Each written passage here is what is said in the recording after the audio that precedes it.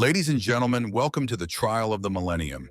Not to be confused with the Oscars, though honestly, both are heavy on drama, light on truth, and filled with suspicious wardrobe choices. Today, we're dragging good and evil into the cosmic courtroom, ripping off their PR facades and asking the real questions. Is good just evil with a halo-shaped ring light? Is evil just good? Stop it pretending to care. And why are we still debating this like morality isn't just a badly written improv show? I'll be your judge. Call me the skeptic with a gavel, and I'm done playing nice. Morality, you're on trial. Let's roll. Let's start with the case for good, or as I like to call it, the virtue influencer parade. You know the type: glossy smiles, humble brags in the wild, and a moral compass that's somehow always perfectly aligned with their brand deals. If good had a podcast, it would be sponsored by oat milk and guilt tripping. And if it had a dating profile, it'd read, loves sunsets, hates injustice, will ghost you for using a plastic fork. Step forward, Saint Whatsit. The flowing robes, the breath that smells like holy water, and a glow that screams, sponsored by heaven. You say it's all about self-sacrifice. That's sweet, noble even. But let me ask, if you're so selfless, why's your face on every stained glass window and your name on half the hospitals? You gave up worldly possessions but somehow ended up with an entire religion and a statue collection. Divine plan, you say? Uh-huh. Convenient. That's like me calling a tax write-off spiritual alignment. Next witness, the televangelist. He's like, if capitalism and spirituality had a baby and then paid someone else to raise it. He preaches the gospel of abundance, but mostly for himself. This guy doesn't walk on water. He sails over it in a gold-plated yacht named Redemption. Ah, yes, God's favorite entrepreneur. The only person who can sell forgiveness in monthly installments. Tell me, preacher, how exactly does your miracle hotline work? Press 1 for salvation, press 2 for platinum tier blessings. Millions in donations, a jet that says Jesus is my co-pilot, and hair that looks like it was styled by divine intervention, or a hurricane. Either way, I'm not convinced. You preach humility while building empires. You baptize wallets more than souls. Honestly, if this is what good looks like, evil's starting to sound refreshingly honest. Next, the activist. Equal parts protest sign and personality quiz. They're on a mission, and they brought a ring light. Half influencer, half street preacher, full-time exhausted. Their biggest fear? Microplastics. Their second biggest? Getting less than 100 likes on their call to action. Loud, passionate, righteous, clutching a reusable straw like it's the sword of justice. You march for peace, post infographics with 5 fonts, and sip that $5 latte from a cup you swear is compostable-ish. And yes, you canceled your racist uncle, but also your ex for liking their ex's photo. Powerful. Look, I love your energy, but if you're tweeting about compassion while eviscerating strangers online, you might be fighting for the light using darkness as a flashlight. Good, you're trying, I'll give you that. But why do you need applause every 5 minutes? Is your virtue powered by validation? Do you evaporate without praise? Okay. Let's switch sides, now calling the case for evil, also known as the unapologetic messes. If good is the Instagram filtered highlight reel, evil is the deleted search history. No polish, no apologies, just raw, unfiltered impulse with a side of existential crisis. Evil doesn't ask for followers. It recruits through memes, shady links, and the occasional bro podcast rant. First witness, the dictator. Power drunk, emotionally stunted, and wearing sunglasses indoors like a Bond villain going through a breakup. You rule with an iron fist and a fragile ego. You silence dissent, rewrite history, and pretend it's all for stability. But really, you're just mad nobody came to your birthday party in 1983. Sure, you're evil, but you're also sad. All this effort for a statue in a town that secretly hates you? That's not terrifying. That's therapy. Next up, the corporate CEO, or as I like to call him, the apex predator of LinkedIn. He's got hustle quotes framed on the wall and a wellness coach who also does his taxes. He reads Sun Tzu in the original Chinese on audiobook and thinks empathy is a marketing tool. His idea of morality? Quarterly returns. The human embodiment of the phrase, "it's just business." You've got the crisp suit, the soulless PowerPoint, and the kind of smile that makes employees cry in their cars. You say greed is just human nature, and maybe it is. So is picking your nose, but we don't build billion-dollar industries around it. Oh wait, yes we do. It's called tech.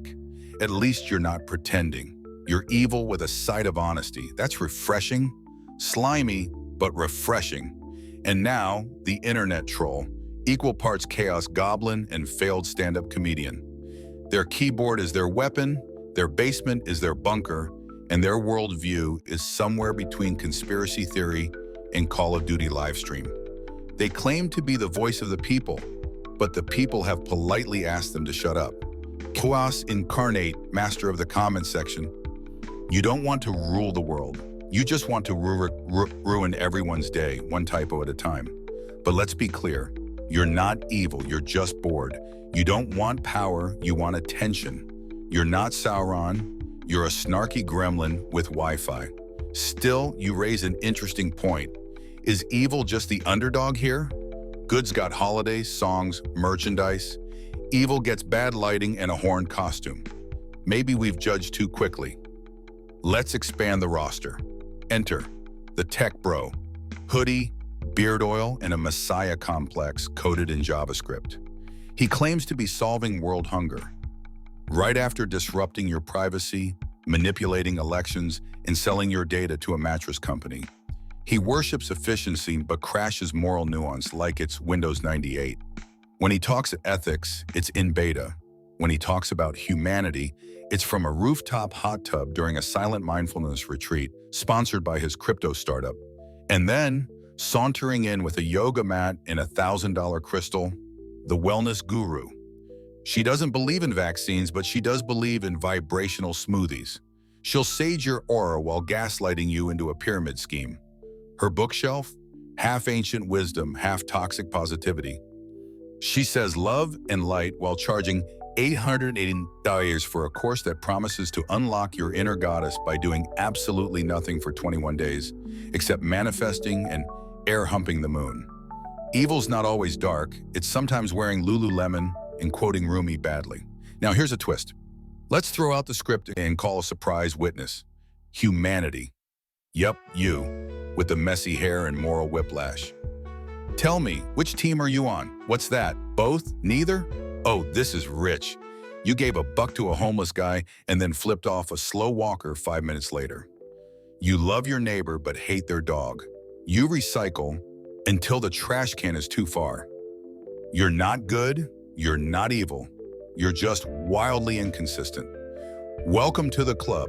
Let's test your role models. Roll call for the Holy Hall of Fame. Jesus preached love, turned the other cheek, then flipping tables in a temple rage and cursed a fig tree like a grumpy gardener.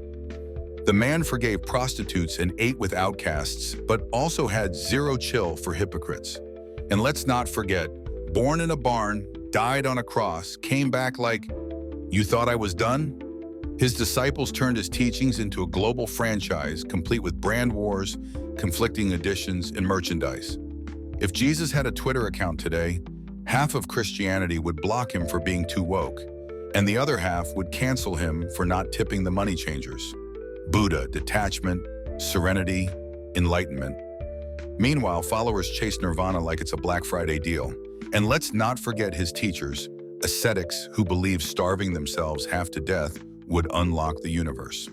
Buddha tried that, nearly died, then decided maybe moderation isn't evil, which is ironic considering how many modern Buddhists now hustle for the perfect meditation app like it's a limited edition drop.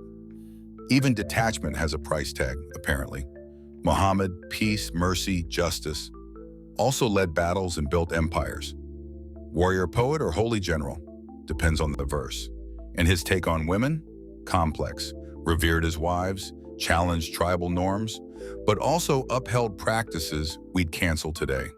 Like the others, not a villain, not a saint. Just another paradox we're still arguing over. These are your gold standards, and even they had mood swings. So if your saints are complicated, why are you pretending to be pure? Why the Instagram morality?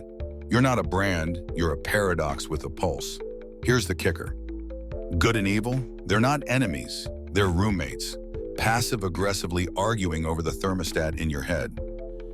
And the only honest player here? The double standard. It doesn't lie. It says, you're a mess, you're trying, you contradict yourself hourly. And that's okay. Purity is a fantasy, mess is the truth. Verdict time, good, you're needy. Evil, you're dramatic. Both of you guilty of being painfully self-obsessed. I'm tossing the case. Double standards win, because at least they're real. You want truth? Here it is. No one's all good, no one's all evil. We're just tired humans trying not to implode before lunch. That's the show, folks. If you're offended, perfect. If you're inspired, miraculous. If you're confused, that means you're paying attention. Drop your rage or your praise in the comments. Argue with your friends, preach to your cat, or just sit with it. This court's adjourned, but the circus never closes.